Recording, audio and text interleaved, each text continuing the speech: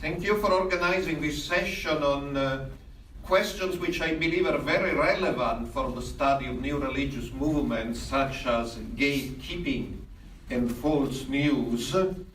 What I will do is to discuss in general gatekeeping in the first part, and in the second part to propose a case study of a cultic murder which took place in China in 2014. Next one. So the first is a theoretical model of how gatekeeping works. There are some gatekeepers, media or governments. They filter the news. Sometimes they produce false news. They create a stereotype of the cults, and the effect is a certain image of cults in the public opinion. So first, what's gatekeeping? Next one. To the risk of preaching to the converted in this room, I have to remember that gatekeeping in sociology is a concept which was not introduced about the news. Kurt Lewin, in the first study of gatekeeping, discusses food. He noticed in an average American supermarket in the 40s, there were several thousand food items. But on the table of an average American family, there were less than 50. So he concluded there is a gates filtering what kind of food actually lands on the table, and the housewife was the gatekeeper. Next one. In 1950, a professor of journalism, David White, actually applied in a systematic way the gatekeeping theory to news. He followed the editor of a medium town newspaper. He used the pseudonym of Mr. Gates, and he noticed Mr. Gates every week received thousands of news, but he killed 90% of them, only published 10%. So the gatekeeping is this process why out of 100 news, only 10 comes to be published. Next one. And of course we come to some theoretical references offered for this session.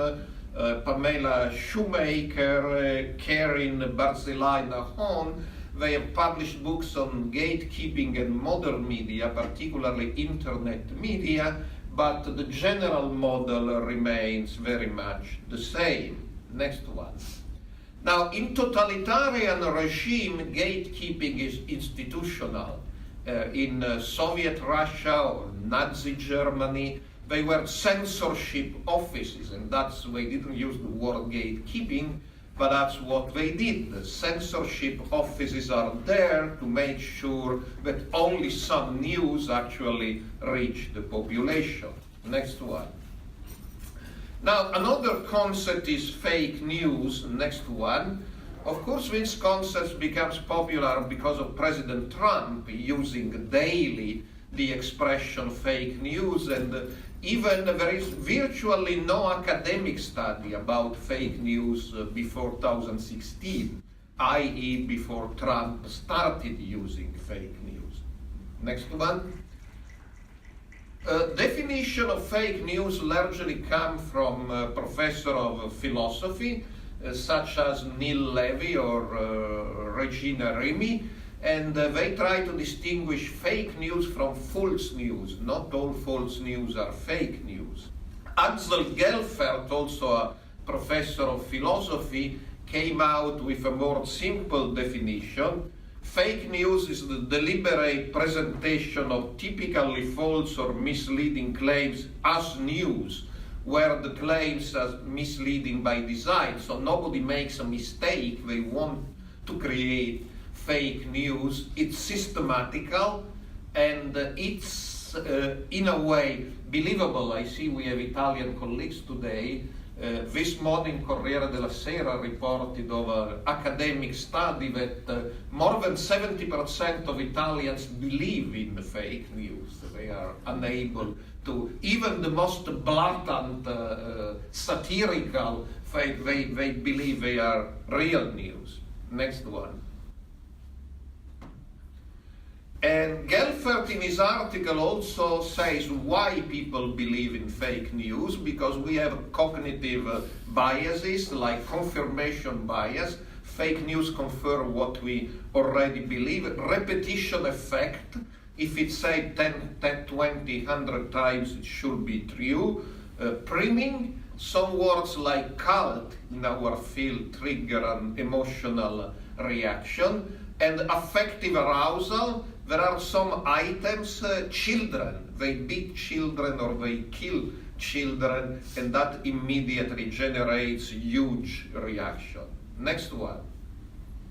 Cults. Next one. Fake news is a recent label, but there are studies of how what we will today call fake news is very old.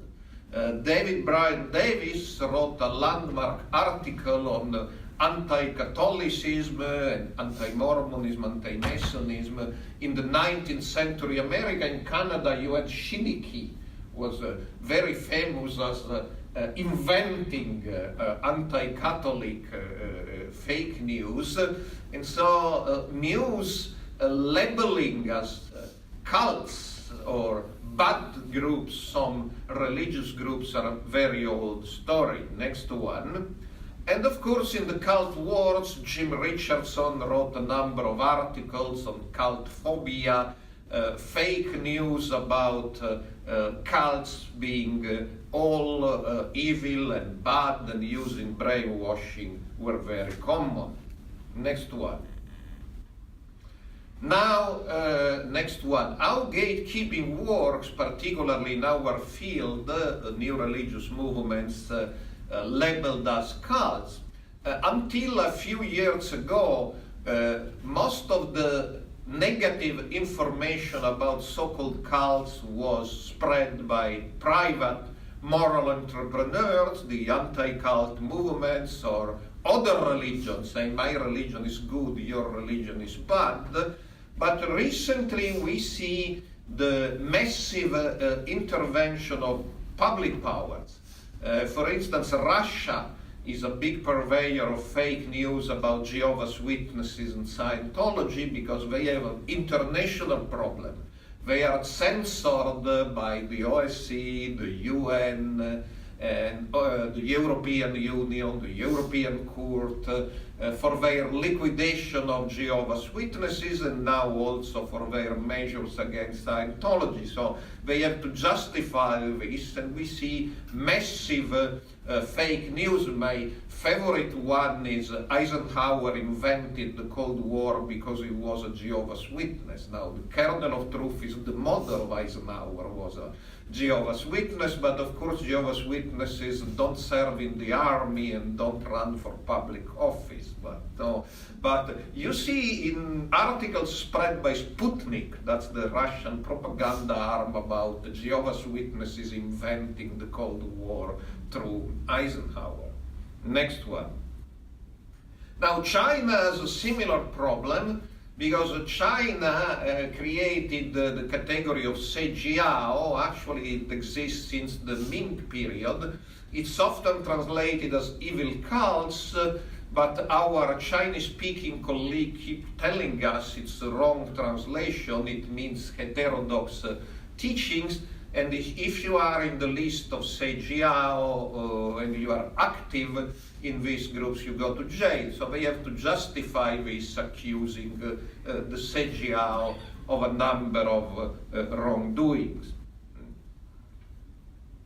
So my case study is about a horrific crime which was committed in a McDonald's in 2014 in the Chinese town of Zhaoyuan.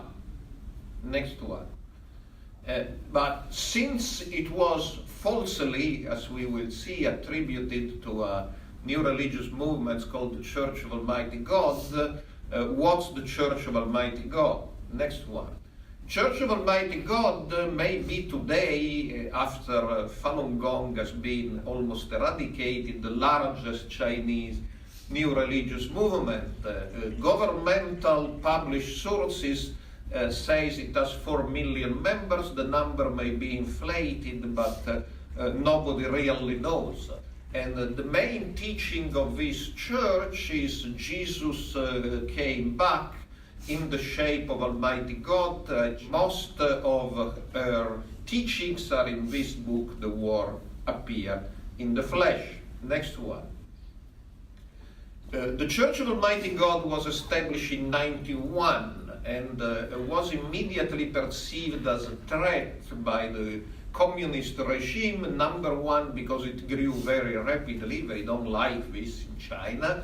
It doesn't advocate any revolution. It says for both theological and political reasons the dragon will fall by itself. Next one. In 1995, Church of Almighty God went on the list of CESNUR. Church claims more than 300,000 members have been arrested. We don't know about the numbers, but we know Chinese media continuously report successful operations against this church. In these very days, there is something going on called Operation Thunder, and every day there are hundreds of members of this church arrested. Some years ago, the Church of Almighty God sent to a number of scholars, including me, a secret document about how to organize the propaganda against the Church of Almighty God. We don't know whether it's true, but it's more or less believable. Next one. So what's the McDonald's murder? Next one. Unfortunately, the McDonald's murder really happened. It's not fake news. It's a real crime. In 2014, this lady you see was killed in a McDonald's in Zhaoyuan. 6 missionaries entered the McDonald's and they started asking the cell phone numbers of the customers for future contacts. And this lady said, I will not give my phone number to you, so she was pronounced an evil spirit and killed on the spot. Next one. Now, I was among scholars who were invited twice to China. Second time Eileen Barker, who is here, was in the group, but the McDonald's we discussed mostly the first time in Henan, and the local media said we went there with an open spirit, which is certainly true, and we are very grateful for the invitation and for having received so many interesting documents. Next one. But upon examination of the documents, though, it emerged very clearly that the McDonald's murder was not perpetrated by members of the Church of Almighty God, but by members of a different group. They call themselves the True Almighty God, but believes that Almighty God was one soul in 2 bodies, the bodies of its 2 leaders, Zhang Fan and Lu Yinchun. So it's different Almighty God. Next one. If you read the transcripts of the trial, not any interpretation, you see that Lu Yinchun was one of the part of the dual deity. She was asked, what about the Church of Almighty God, whose administrative leader, is a man called Zhaoyuan in New York. And she answered, that's a false Almighty God. And we are the true Almighty God. And it's in a way paradoxical because they say they are Zhao, they are bad people, and we are good people. We had to kill an evil spirit, but we are good people. And they are bad people, and if you persecute them, we applaud you. But we are a different group. Now, there is an Australian scholar, Emily Dunn, which shares the opinion, which is not an opinion, it's a fact, that it was not the Church of Almighty God, but say perhaps they were former members. But she, I believe, overlooked an interview granted in jail by the other part of the Almighty God, some fan who was executed in 2015. And of course, these interviews in jail were given to governmental media with governmental permission. And she was asked the question, were you in contact with the Church of Almighty God? And she said, I would have liked to. It's an interesting group, but I never met them. They were not in my area, and they are very secretive, so I didn't manage to have any contact with them. Next one. Now, so it's very clear that it's a different group, but immediately the Chinese governmental media started attributing the crime to Church of Almighty God, and particularly to British media.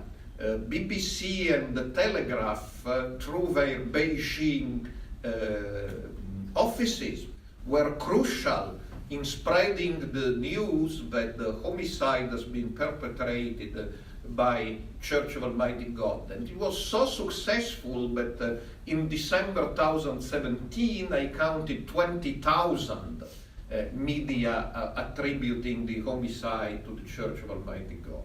Next one.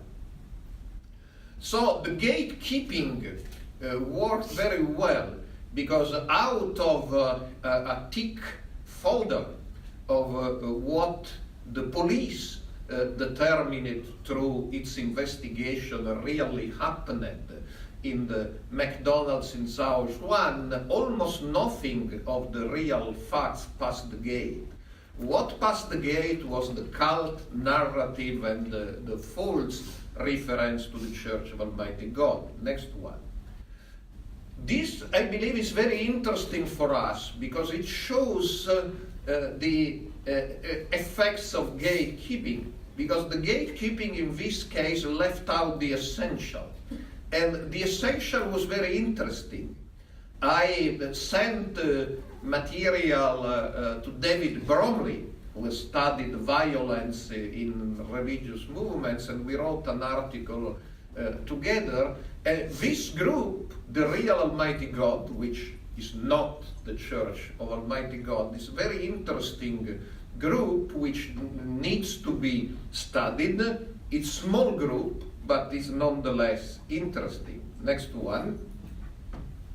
So the story shows that violence erupts more often in comparatively small group. Church of Almighty God has 1 million members. This group never had more than 30 members. And in these small groups, actually extreme radicalization is more common. And also radicalization is gradual. Next one. So, since we are in Canada, we can compare with the Solar Temple. And the Solar Temple also was a comparatively small group which gradually started believing they were engaged in a cosmic battle against evil, which can only end in homicide and suicide. Next one. As I said, the Real Almighty God, the Lujin Chun Zamfan group, was a small group, and also it went to homicide gradually. These people were on trial for their life. 2 were executed, and at trial they spent a lot of time discussing a dog. How they identified the dog as an evil spirit and killed the dog. And killing the dog was actually very important, because by killing the dog, they started practicing the idea that evil spirits should be killed. And so next was to kill the poor woman in the McDonald's. Next one. In conclusion, seriously studying the McDonald's homicide, And the career of the group which committed it, I believe, circulated thanks to Adam, an article I wrote about it, is very useful for the study of violence in new religious movements. We can compare it to the Solar Temple and to other similar groups. But for the first years, this study did not happen, because the gatekeeping created by the Chinese authorities, it was not spontaneous, only filtered the news, actually fake news, connecting the homicide to the Church of Almighty God. And the real story of the group, it would have been extremely interesting, didn't go through. So gatekeeping not only damages those stereotyped as cults, but sometimes can also mislead us, sometimes even misleading scholars, not to study what is really interesting. Because if what is really interesting doesn't suit the gatekeeper's agenda, it's edited out. And to find this news, perhaps you need to go to China and interact with the authorities, and you need a lot of homework. Thank you. Thank you very much.